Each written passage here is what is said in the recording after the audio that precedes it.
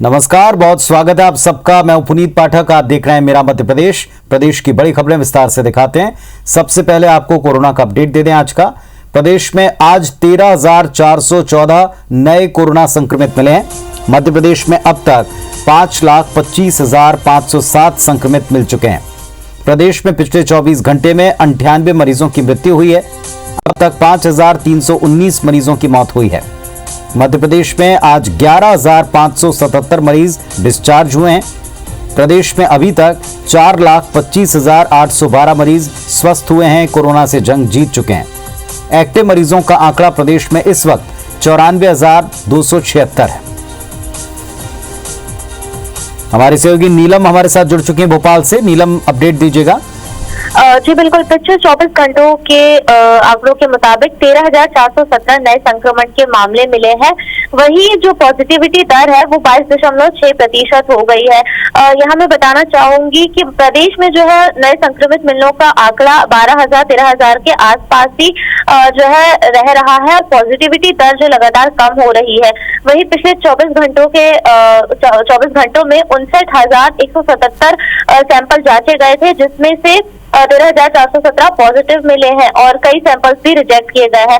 वही राहत भरी बात यह है कि लगातार संक्रमित मरीज जो है वो ठीक भी हो रहे हैं। आज 11,577 मरीज इस संक्रमण से ठीक होकर कोरोना से जंग जीत चुके हैं। तो वही 98 मरीजों की मौत भी हुई है। तो लगातार इस ओर ध्यान दिया जा रहा है कि जो गंभीर मरीज है उन्हें पूरा इलाज मिले, ताकि मौत के आंकड़े को नियंत्रित किया जा सके, जिसके लिए लगातार बिस्तरों की संख्या भी बढ़ाई जा रही है। ऑक्सीजन सप्लाई प्रदेश में जारी है। 600 मीट्रिक टन के आसपास ऑक्सीजन प्रदेश को अब तक मिल रही है। और यदि हम राज्य सरकार के आंकड़ों के अनुमान की बात करें तो 30 अप्रैल तक एक्टिव केसों की संख्या 1 से 1.5 लाख के आसपास पहुंच सकती है, जिसके लिए लगातार इंतजाम सरकार की ओर से किए जा रहे हैं। जी शुक्रिया आपका नीलम इस जानकारी के लिए, अपडेट के लिए। तो जैसा हमको सहयोगी नीलम बता रही थी कि पॉजिटिविटी की दर कम हुई, अच्छी बात है। 24 घंटों का जो कोरोना अपडेट आप देख रहे हैं और इस वक्त 13,414 नए संक्रमित मिले हैं 24 घंटे के दरमियान और 98 लोगों की मृत्यु हुई।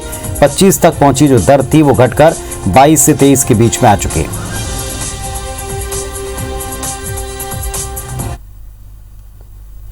भोपाल से एक बड़ी खबर इस वक्त की आपको दे दें। ऑनलाइन क्लास को लेकर आदेश जारी हुआ है। 1 मई से ऑनलाइन क्लासेस नहीं लगेंगी। स्कूली शिक्षा विभाग ने यह आदेश जारी किया। सिर्फ 10वीं और 12वीं की ही ऑनलाइन कक्षाएं लगेंगी। तो ऑनलाइन कक्षा को लेकर एक निर्देश आया है। ऑनलाइन क्लासेस को लेकर यह आदेश हुआ है कि 1 मई से ऑनलाइन क्लास नहीं लगेंगी। सुधीर हमारे सहयोगी हमारे साथ में जुड़ गए। जी सुधीर, जानकारी दें। देखिए, बिल्कुल पुनीत बात की है तो आदेश जो है वो लोक शिक्षण की ओर से जारी किया गया है, जिसमें साफ तौर पर यह कहा गया है कि वर्तमान में कोविड महामारी का प्रकोप जिस तरीके से बढ़ रहा है उसके मद्देनजर विद्यार्थी जो है, स्टूडेंट जो है, उनके अंदर चिंता लगातार बढ़ती जा रही है। ऐसे में अब ऑनलाइन क्लासेज जो है उन पर रोक लगाई जाएगी।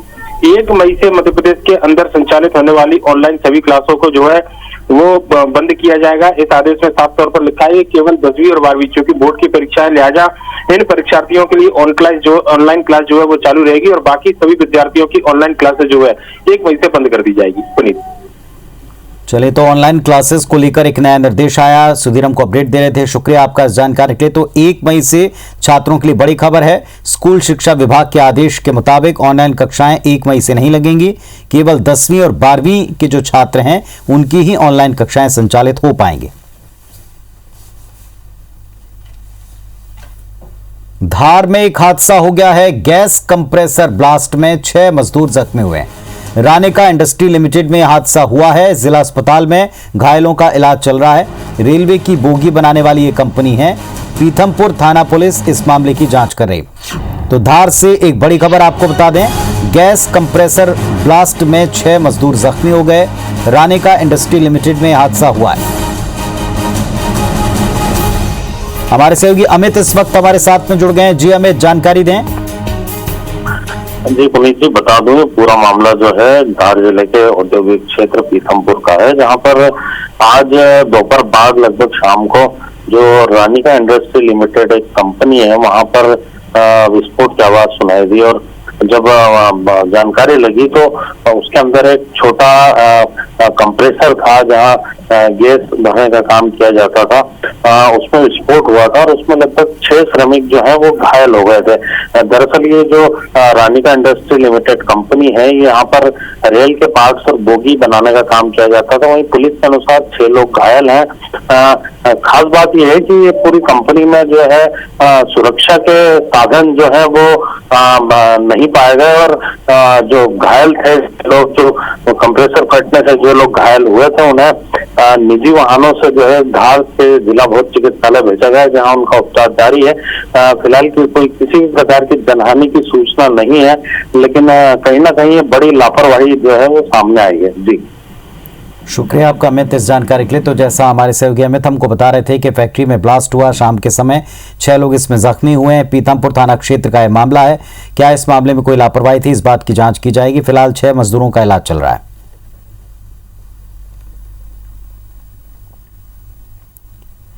दमोह उपचुनाव समेत 5 राज्यों में चुनाव प्रचार के दौरान कोविड प्रोटोकॉल का पालन न होने के मामले में जबलपुर हाईकोर्ट ने अपना फैसला सुना दिया। हाईकोर्ट ने पश्चिम बंगाल, असम समेत कुल 5 राज्यों में होने वाले चुनाव को अपने क्षेत्र अधिकार से बाहर बताते हुए उसमें दखल देने से इनकार किया।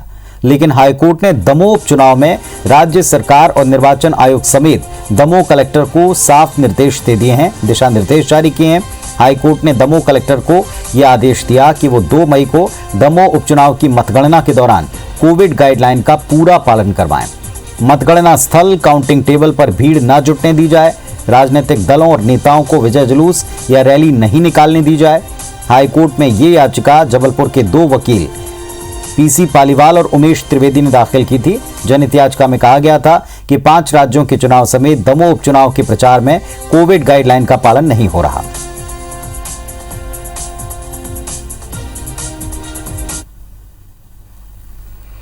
मध्य प्रदेश सरकार बीना में डीआरडीओ के मदद से 1000 बिस्तरों का अस्थायी कोविड केयर सेंटर बना रही है। ऑक्सीजन की उपलब्धता के अलावा भोपाल एयरपोर्ट से कम दूरी, रेलवे जंक्शन होना, इस लिहाज से बीना को एक उपयुक्त जगह बताया गया इस अस्पताल के लिए। मुख्यमंत्री ने आज स्वयं इसका निरीक्षण किया। सागर कलेक्टर ने मुख्यमंत्री के सामने इस पूरे प्रोजेक्ट का प्रेजेंटेशन दिया। निरीक्षण के बाद बीना में अधिकारियों के साथ सीएम ने समीक्षा बैठक की। मुख्यमंत्री ने बताया कि बीना की तेल रिफाइनरी में ऑक्सीजन है, परिवहन नहीं हो सकती, इसलिए यहीं पर 1000 बिस्तरों का अस्थायी कोविड केयर अस्पताल बनाने का फैसला हुआ।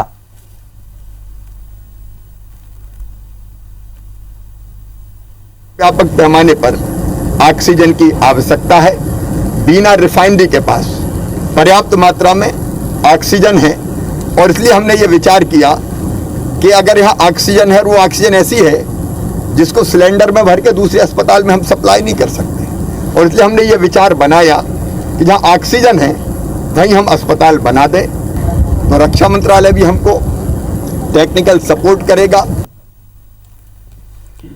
मध्य प्रदेश में कोरोना संक्रमितों का आंकड़ा 5,25,000 हो चुका है और इनमें से 2,24,000 से ज्यादा संक्रमित केवल अप्रैल के महीने में बढ़े हैं। राहत की बात यह कि पॉजिटिविटी की दर घटी है, 22.6% पर आ चुकी है, कभी ये 25 थी।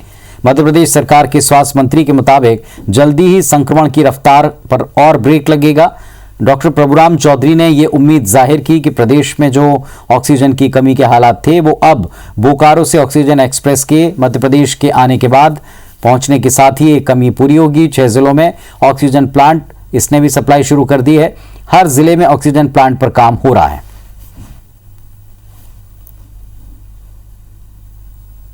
जो पॉजिटिविटी थी वो भी काफी कुछ कम हुई है। पहले 23, 24, 25 थी, फिर 24 हुई, फिर 23 हुई, आज हम कहें 22.47 के आसपास है।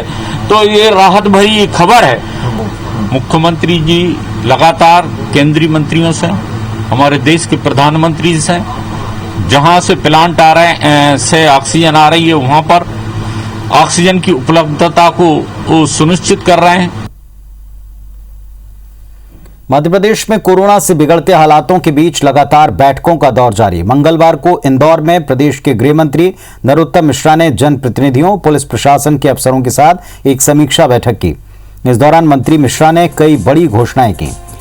मिश्रा ने कहा कि प्रदेश में कोरोना आपदा के दौरान ड्यूटी करते हुए शहीद होने वाले पुलिसकर्मियों के परिजनों को सरकार 50 लाख रुपए की अनुग्रह राशि और अनुकंपा नियुक्ति प्रदान करेगी। पुलिस के सेंट्रल वेलफेयर फंड से सरकारी सहायता के तौर पर 1 लाख रुपए की राशि भी उपलब्ध कराई जाएगी।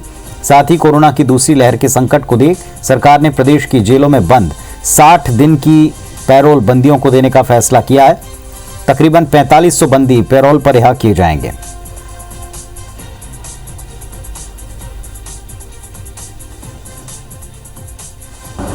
₹50 लाख रुपया कोरोना योद्धा जो शहीद होगा हमारा पुलिस वाला, उसके लिए उस योजना को पुनः 2 मास के लिए बढ़ाया गया है।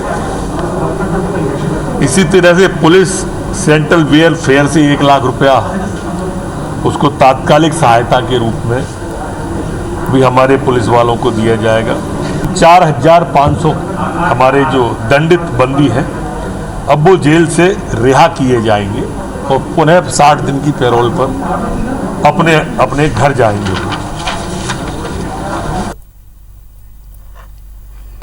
प्रदेश सरकार भले ही दावा करती हो कि प्रदेश में ऑक्सीजन की किल्लत नहीं, मध्य प्रदेश के मुरैना कटनी में ऑक्सीजन नहीं मिलने का कांग्रेस ने आरोप लगाया। प्रदेश कांग्रेस अध्यक्ष कमलनाथ ने ट्वीट कर शिवराज सरकार पर जमकर निशाना साधा। कमलनाथ ने ट्वीट कर लिखा कि मध्य प्रदेश के मुरैना कटनी में अब ऑक्सीजन की कमी से मरीजों की दुखद मौत। सवाल उठाया इस पर, आखिर ऑक्सीजन की कमी से प्रदेश में मौतें कब रुकेंगी? कब ये निष्ठुर सरकार और जिम्मेदार नींद से जागेंगे? कब सरकार पीड़ित परिवारों की सुध लेगी? कब ऑक्सीजन की कमी से अभी तक की सारी घटनाओं की उच्च स्तरीय जांच होगी? सरकार के नाकारापन और लापरवाही के कारण हो रही इन घटनाओं की कब मुख्यमंत्री जिम्मेदारी लेकर प्रदेश की जनता से माफी मांगेंगे?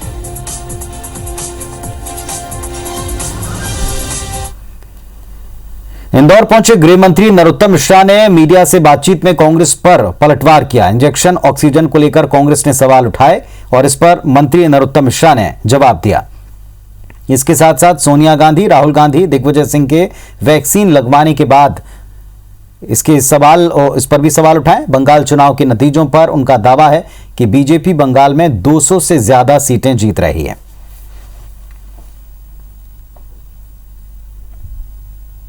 माननीय सोनिया जी, माननीय राहुल जी, इनकी आपने फोटो देखी वैक्सीन लगवाते हुए थे? दिग्विजय सिंह जी की अरे ये फोटो ही डलवा दो। वैक्सीन आई उस दिन से इन लोगों ने विरोध किया। पानी है, किसी ने सुअर कहा, किसी ने भाजपा की वैक्सीन कहा। ये क्या तरीका था? क्या ये विरोध? राजनीति जब करना हो कमलनाथ जी तब राजनीति करते। अभी 1.5 साल पहले राजनीति का अवसर था ना मध्य प्रदेश में, करना चाहिए थी। किसने रोका था? वैक्सीन पर राजनीति क्यों? ग्वालियर के कमला राजा अस्पताल में अचानक ऑक्सीजन खत्म हो गई। मरीजों की तड़प तड़प कर मृत्यु होने लगी। परिजन को बचाने में जुटे रहे लेकिन फिर भी 3 मरीजों ने दम तोड़ दिया। पूरे मामले पर कांग्रेस विधायक प्रवीण पाठक का दावा है कि कम से कम 5 लोगों की जान गई। अस्पताल प्रबंधन ने 2 की मौत स्वीकार की। कुछ दिन पहले यहां ऑक्सीजन खत्म हो जाने से 3 मृत्यु हुई थी। मृतकों के परिजनों का आक्रोश देखते हुए डॉक्टर अस्पताल छोड़कर चले गए। कमला राजा अस्पताल में डॉक्टर और उनके मरीजों के परिजनों के बीच की स्थिति को देखकर लॉ एंड ऑर्डर की स्थिति बनी। मौके पर काफी पुलिस बल तैनात किया गया। अस्पताल की 3री मंजिल पर बिलखते परिजन ही नजर आए। सोमवार शाम को ग्वालियर कलेक्टर ने जिले में हालात कंट्रोल होने और ऑक्सीजन की पर्याप्त मात्रा होने की बात की, लेकिन असलियत क्या है तस्वीरें खुद ब खुद बयां कर रही हैं।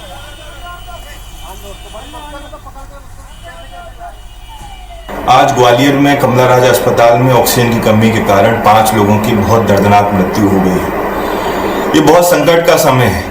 मेहरबानी करके गुटबाजी छोड़ दो और इस ग्वालियर के एक एक व्यक्ति की सांसों को बचा लो। आप सबसे यही विनम्र प्रार्थना करना चाहता हूं। माननीय मुख्यमंत्री जी, ग्वालियर सिसक रहा है। ऑक्सीजन की कमी के कारण लोग मर रहे हैं। कृपया करके मेहरबानी करके ग्वालियर पर ध्यान दें। ऑक्सीजन की सप्लाई जारी रखने का पूरा प्रयास किया है और करते रहे हैं। सुबह टैंकर आया, उस टैंकर को हमने 3 जगह बांटा है जहाँ जहाँ मरीज भर्ती हैं। और कमला राजा में कुछ एक आध कोई सीरियस मरीज हुआ होगा तो उसके चक्कर में कुछ अटेंडर्स ने वहाँ हंगामा शुरू कर दिया। जब कुछ लोगों ने हमारे डॉक्टर्स और नर्सेस के साथ मारपीट करना शुरू की तो वो लोग डर के मारे वहाँ से भाग गए। अल्टीमेटली फिर हमने आके उनको समझाया।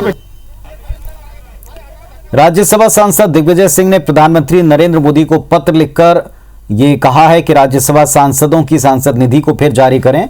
चिट्ठी में उन्होंने बताया कि कोरोना महामारी के चलते 2020 में 2 साल के लिए सांसद निधि को स्थगित कर दिया था। सांसदों को कोरोना मरीजों की मदद के लिए इस वक्त अपने क्षेत्र में सांसद निधि की आवश्यकता है। दिग्विजय सिंह ने कहा कि अगर सांसद निधि मिलती है तो सांसद अपने क्षेत्रों में कोविड मरीजों के लिए टेस्टिंग, दवा खरीदी, CT scan, remdesivir injection, oxygen concentrator और वेंटिलेटर जैसे सामान उपलब्ध करा सकेंगे।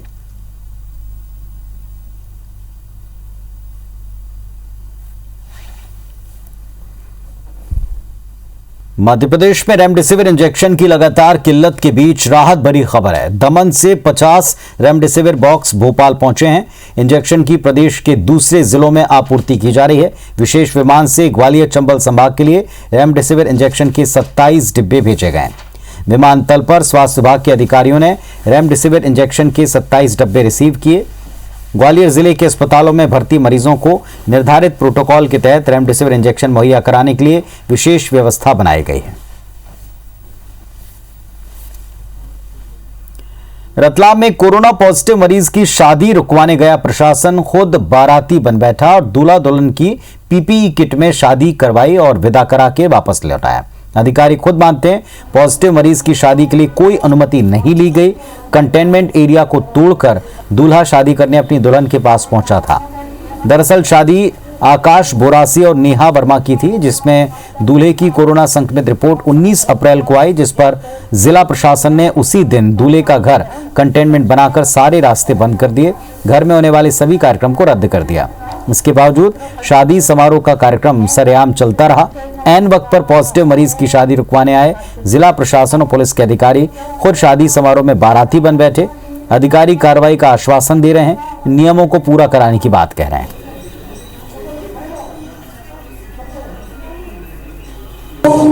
शादी हो रही थी, जानकारी मिली कि पॉजिटिव पेशेंट है और दूल्हा खुद पॉजिटिव है, तो इसलिए यहाँ शादी का कार्यक्रम रुकवाने के लिए आए थे हम। लेकिन ऑन रिक्वेस्ट और बड़े अधिकारियों के मार्गदर्शन के बाद पीपी किट में शादी करवाई गई है, जिससे संक्रमण न फैले।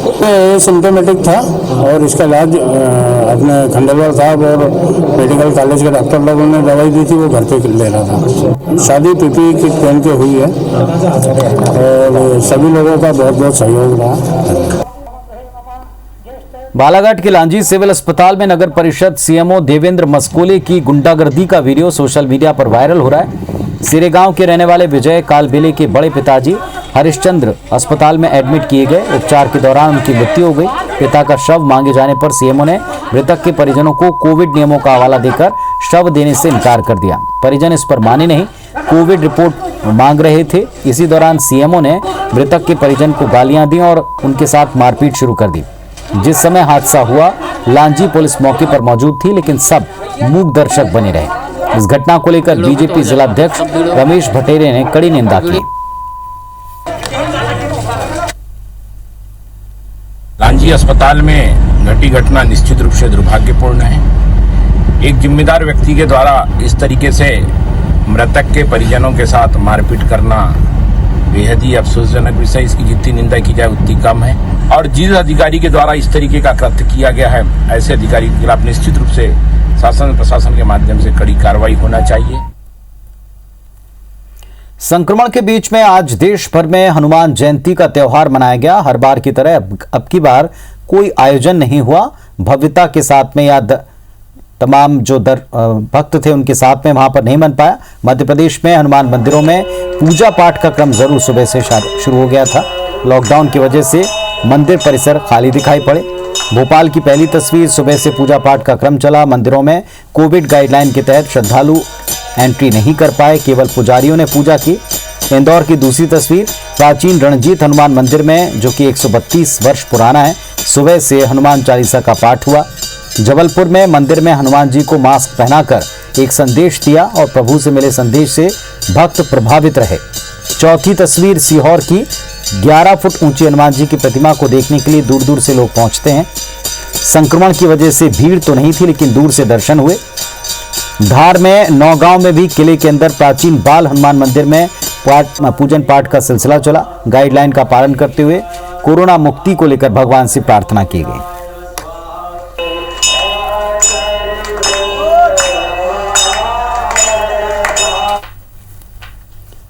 तो इस बुलेटिन में फिलहाल इतना ही। खबरों और अपडेट्स के लिए आप देखते रहिए IBC 24। नमस्कार।